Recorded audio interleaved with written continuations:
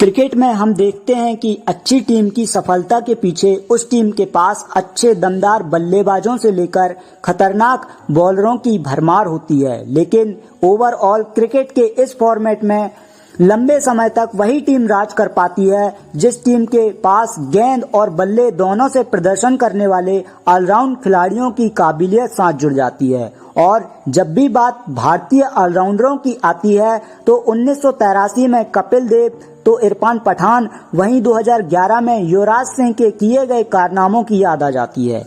और जैसा मैंने आपसे पहले भी कहा, यही कि एक अच्छी टीम की छवि को यह दर्शाती है। पर 2011 के बाद जहां एक और विदेशी टीमों में Jimmy Neesham, Ben Stokes, PAT Cummins जैसे पेसर ऑलराउंडरों की तादाद बढ़ रही थी, तो वहीं भारतीय टीम में पेसर ऑलराउंडरों की कमी खल रही थी। इस क्रिकेट प्रेमी देश में ऑलराउंडर तो बढ़ रहे थे, पर ऐसे नहीं जो अपनी बैटिंग से दूसरी टीम में खौफ तो वहीं बॉलिंग में 140 की स्पीड से गेंदबाजी कर सकते हो। पर कहावत कहती है, कुछ आरंभ करने के लिए आपका महान होना कोई आवश्यक नहीं है, लेकिन महान होने के लिए आपका कुछ आरंभ करना अत्यंत आवश्यक है।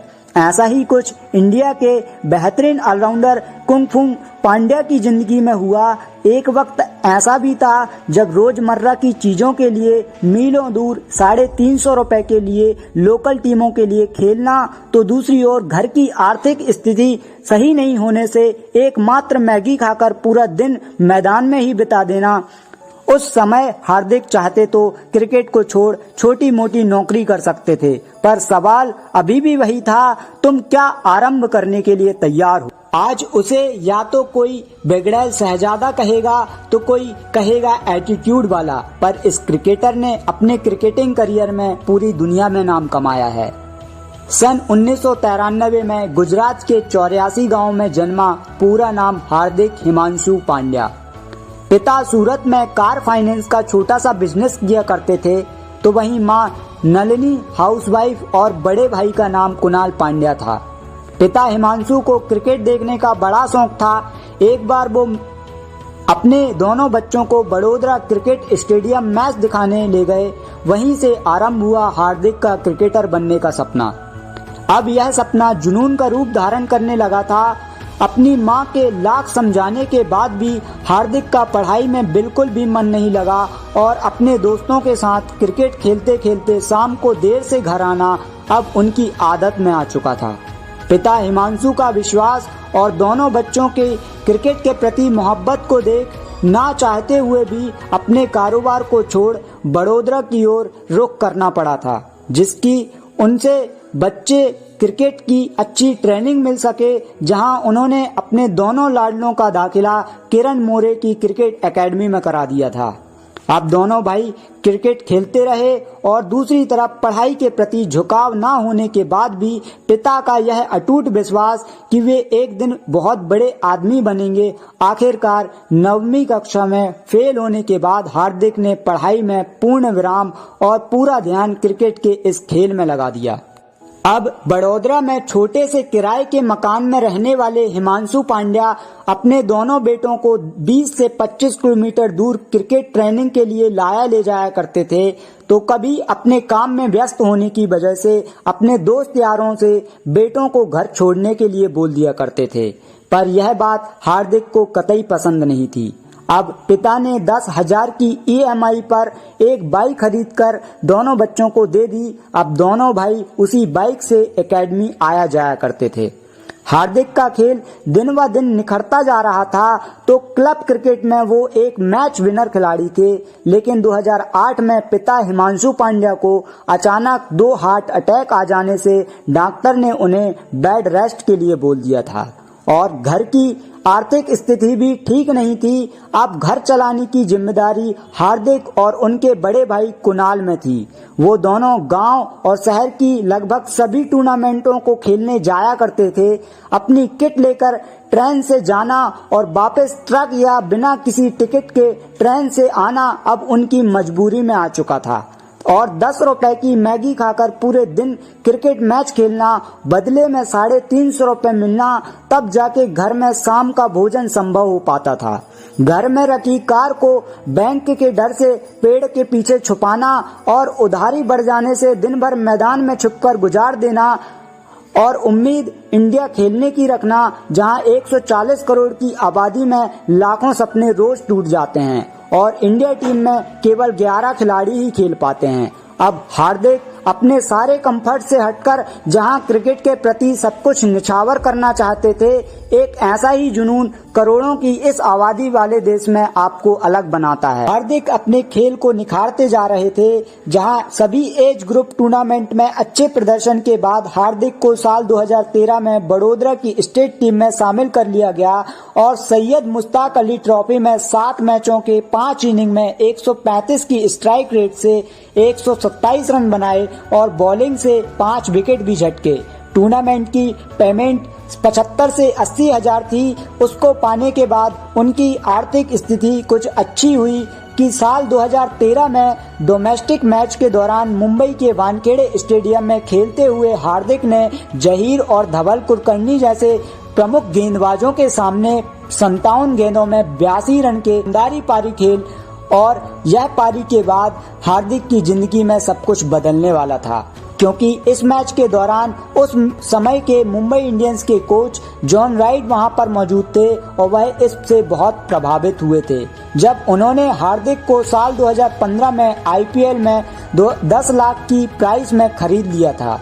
अब आईपीएल को इंडिया को एक हुनरमंद ऑलराउंडर मिलने जा रहा था। हार्दिक ने इस सफर की शुरुआत 19 अप्रैल सन 2015 में आरसीबी के खिलाफ डेब्यू मैच खेलकर की, जिसके लिए वो जाने जाते थे।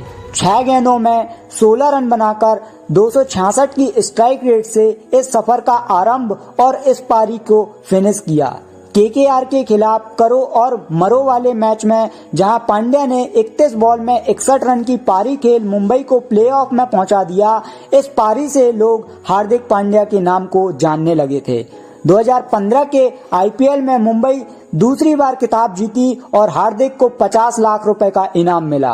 कुछ महीनों पहले अपने परिवार को चलाने के लिए कितनी मेहनत करनी पड़ती थी, पर यह सब तब मुमकिन हो पाया जब हार न मानकर वो अपना सब कुछ दांव में लगाने तैयार हो गए थे। साल 2015 में सैयद मुश्ताक अली में शानदार प्रदर्शन की बदौलत जनवरी 2016 में ऑस्ट्रेलिया के खिलाफ T20 स्क्वाड में शामिल किया गया। जब 2011 में इंडिया ने विश्व कप जीता था, तब हार्दिक अपने दोस्तों के साथ उस मैदान में हर भारतीय की तरह अपनी टीम को चीयर कर रहे थे।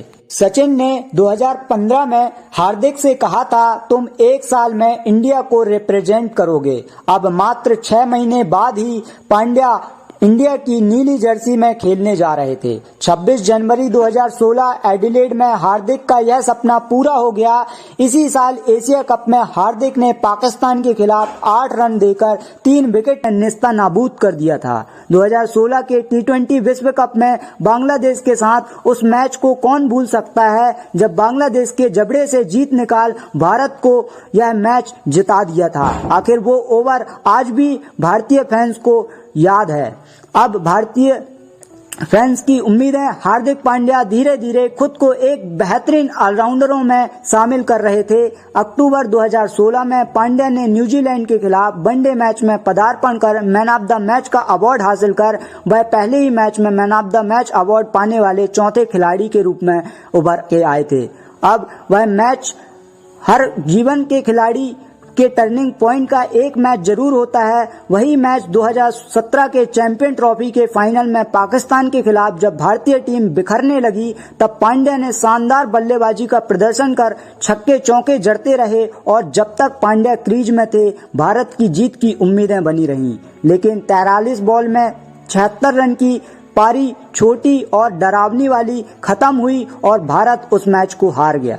26 जनवरी 2017 को श्रीलंका के खिलाफ अपना पहला टेस्ट डेब्यू किया और पहला अर्धशतक, तो वहीं सीरीज के तीसरे मैच में पहले टेस्ट सेंचुरी मार अपने आप को इंडिया में स्थापित कर लिया था।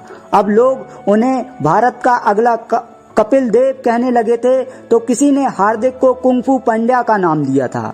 जनवरी 2019 में एक टीवी शो के दौरान लगे आरोपों की वजह से उन पर बैन लगा दिया गया और ऑस्ट्रेलिया के बीच दौरे से उन्हें वापस बुला लिया, लेकिन 12वें दिन भी बीसीसीआई ने इस बैन को वापस ले लिया और ओडीआई वर्ल्ड कप 2019 में उन्हें टीम में शामिल किया गया।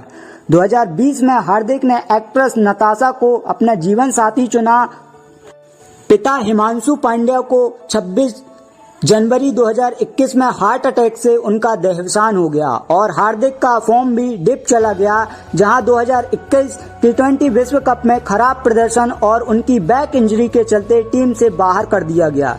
किसी ने इस प्लेयर को बिगड़ैल शहजादा कहा तो किसी ने इसे एटीट्यूड वाला कहा, लेकिन हार्दिक ने मेहनत करना नहीं छोड़ा। आईपीएल 2022 के मेगा ऑक्शन में उन्हें नई टीम गुजरात टाइटन का कप्तान बनाया गया, जब हार्दिक ने अपने बॉलिंग, बैटिंग, ऑलराउंड प्रदर्शन से गुजरात को पहला खिताब जीता और इंडिया में फिर से वापस आने के दरवाजे को खोल दिया था।